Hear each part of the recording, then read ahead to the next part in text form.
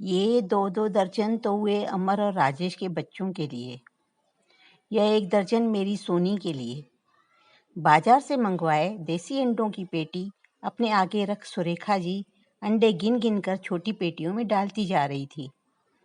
सोनी का नाम लेते ही पास खड़ी दोनों बहुओं के चेहरे पर नागवारी के भाव उभरे। यह लो, अंडे भी कोई बांटने वाली चीज है भाभी। तंज भरी मुस्कान से छोटी बहू रीना ने बड़ी बहू मीना से कहा। बड़ी वाली बहू पास ही बैठी थी। सोनी को तो मायके से लेना खूब अच्छे से आता है।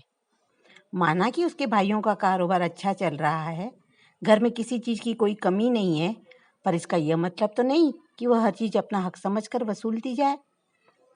किचन में सब्जियां काटते काटते दोनों देवरानी और जेठानी अपने मन का गुबार निकाल रही थी। अम्मा को किचन की तरफ आते देखकर दोनों खामोश हो गई। सुरेखा जी ने अपनी बड़ी बहू से कहा, मीना बेटा, आज मटर पनीर थोड़ा ज़्यादा बनाना। वह क्या है ना, आज शाम को सोनी आ रही है हमारे घर। उसने बताया तो मैंने उसे कह दिया कि रात का खाना खाकर जाना। मैं गुड़ वाले चावल पका लूँगी, उसे बेहद पसंद है। रीना, तुम राजेश से कह दो कि आते आते गरम गरम कचौरियाँ लेते आए। रीना ने जी अम्मा कहा और राजेश को फ़ोन करने चली। सुरेखा जी अपनी बहुओं को निर्देश देकर अपने कमरे में चली गई। दोनों बहुएं सुबह के अंडों की कुर्बानी को अभी भुला ही ना पाई थी कि अभी दावत। रात दिन बस सोनी की आवा भगत करो। दोनों बहुएं बड़बड़ाने लगी। मीना बोली, मेरे तो कान पक गए हैं ये सोनी नाम सुन सुन कर। रीना भला कैसे पीछे रहती, बोली, हाँ भाभी, हम दोनों बहुओं का ही हौसला है कि हमारी सास सब कुछ उस पर लुटाई जाती है और हम बहुएं कुछ नहीं कहती। एक बेचारी मेरी माँ है, क्या मजाल है बहू के सामने एक जूती मेरे हाथ में पकड़ा दे। जो भी देना हो बस चुपचाप से मेरे हाथ में धर देती है। यहाँ तो पहले सोनी दीदी, फिर कोई और। कह तो तुम बिल्कुल ठीक रही हो रीना, मेरी माँ भी कुछ ऐसा ही करती है। मीना सिर हिला हिलाकर अपनी देवरानी रीना की हाँ में हाँ मिला रही थी। सवाल ही पैदा नहीं होता कि होली दिवाली के अलावा हमारी भाभी कभी हमें खाने पर बुलाए। अगर कभी चले भी गए तो खाने में जो सब्जी रोटी तैयार होगी वही खिलाएंगी। बाजार से कुछ मंगवाने का तो सवाल ही पैदा नहीं होता। और हमारी ससुराल में सोनी साहिबा के लिए हर तीसरे चौथे हफ्ते पूरी दावत दी जाती है।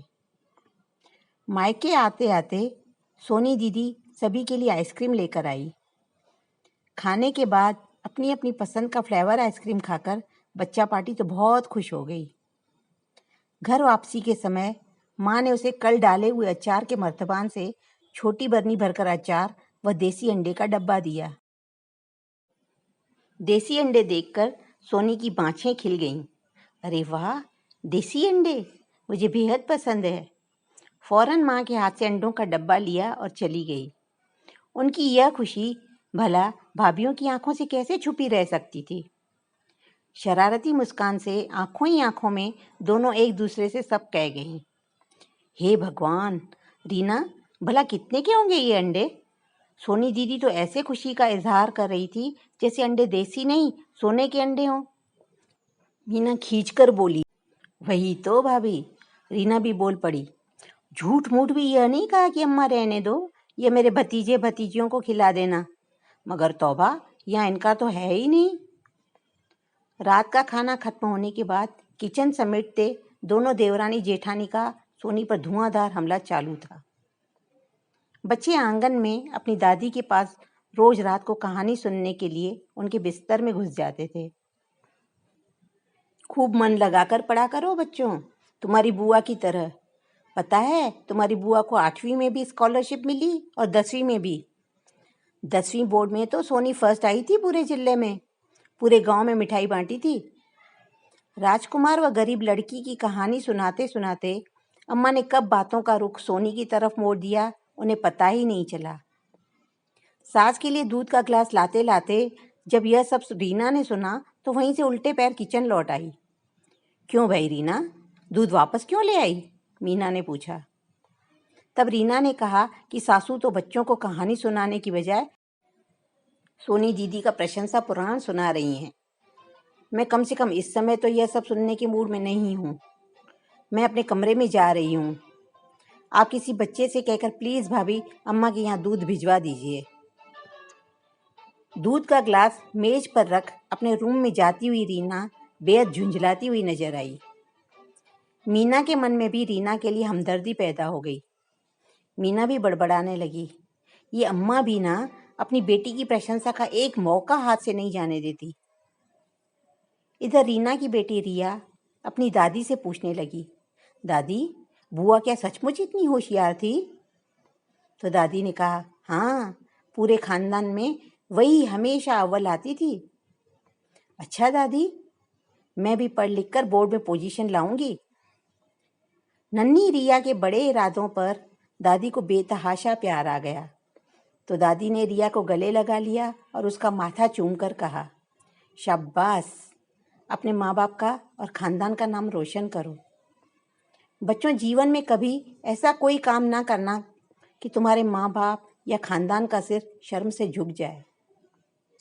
सुरेखा जी का भाई कल ही नागपुर से आया था और वहां से लाए नागपुरी संतरे वह सुबह ही बहन को देकर गया।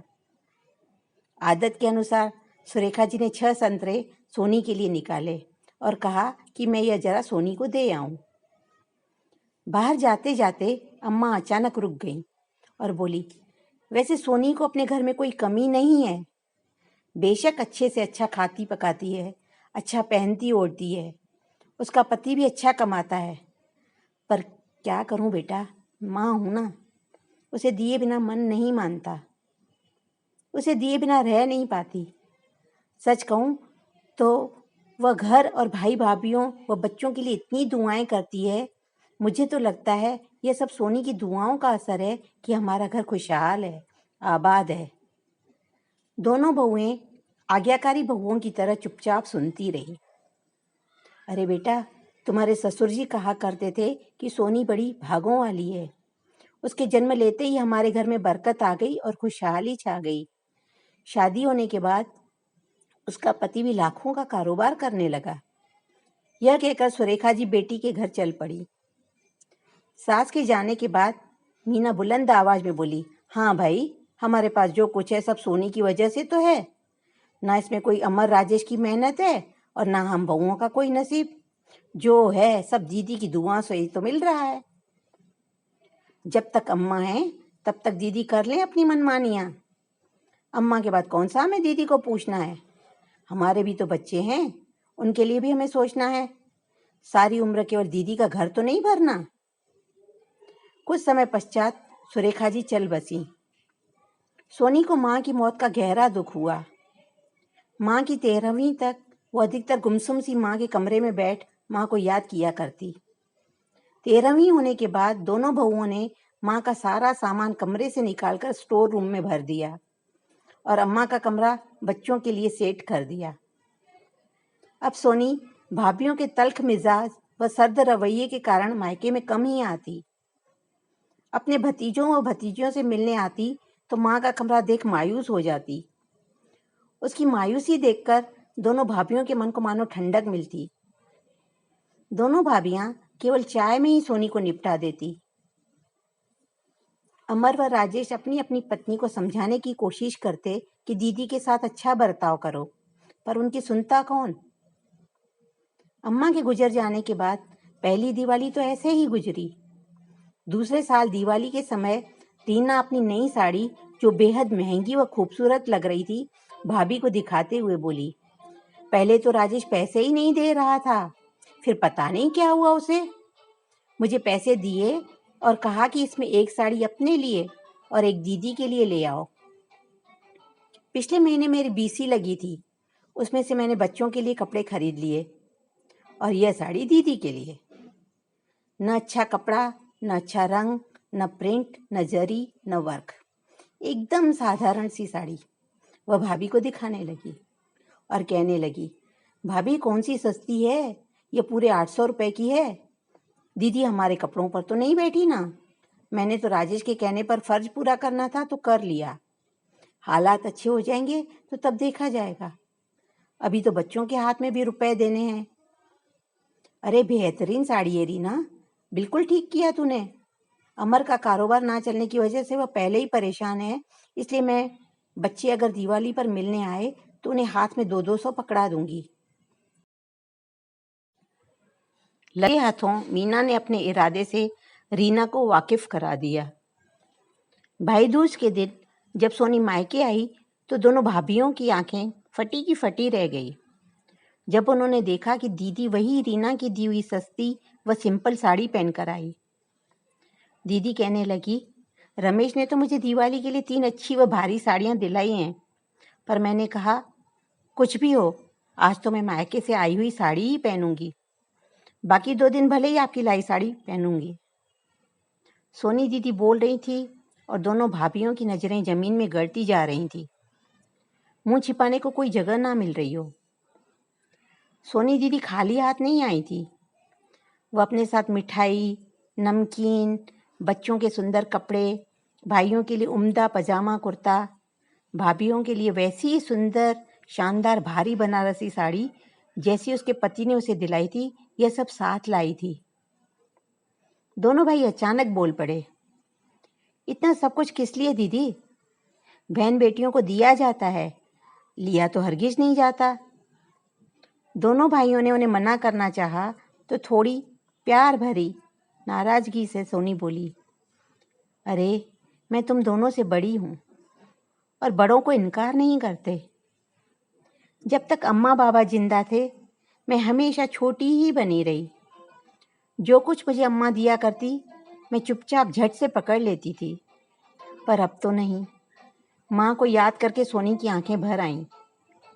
भगवान मेरे मायके को हमेशा आबाद रखे, खुशहाल रखे। बड़ी बहन माँ सम्मान होती है, इसलिए अभी मेरा फर्ज बनता है कि मैं तुम लोगों का ख्याल रखूं। इस वक्त रीना और मीना की हालत काटो तो खून नहीं इस तरह हो गई थी। दीदी के बड़प्पन के आगे उन्हें अपनी हरकतें बहुत ओछी महसूस होने लगी। उन्हें लगने लगा सच में दीदी बहुत भागों वाली थी, लालच से दूर, प्यार और मोहब्बत से भरपूर, जिन्हें ना तो कोई कल लालच थी और ना ही आज। उनके लिए कुछ अजीज था तो वह था मायके का मान। मीना और रीना सोचने लगी कि सही में दीदी बड़े भागों वाली है। दीदी का इतना दिल दुखाना, फिर अमर और राजेश का कारोबार में घाटा, कम होती घर की बरकत। उन्हें अपनी गलती का एहसास हुआ।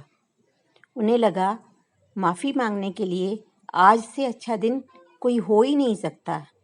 यह सोचकर वे दोनों शर्मिंदगी के साथ दीदी से माफ़ी मांगने लगी। सोनी ने भी प्यार से उन्हें गले लगा लिया और कहा, माँ के बाद भाभीियों से ही तो मायका होता है। आज अपने मायके को मैंने फिर से पा लिया। यह कहानी आपको कैसी लगी हमें कमेंट करके ज़रूर बताएं। कहानी अच्छी लगी हो तो वीडियो को लाइक करें, शेयर करें व चैनल को सब्सक्राइब करें। धन्यवाद।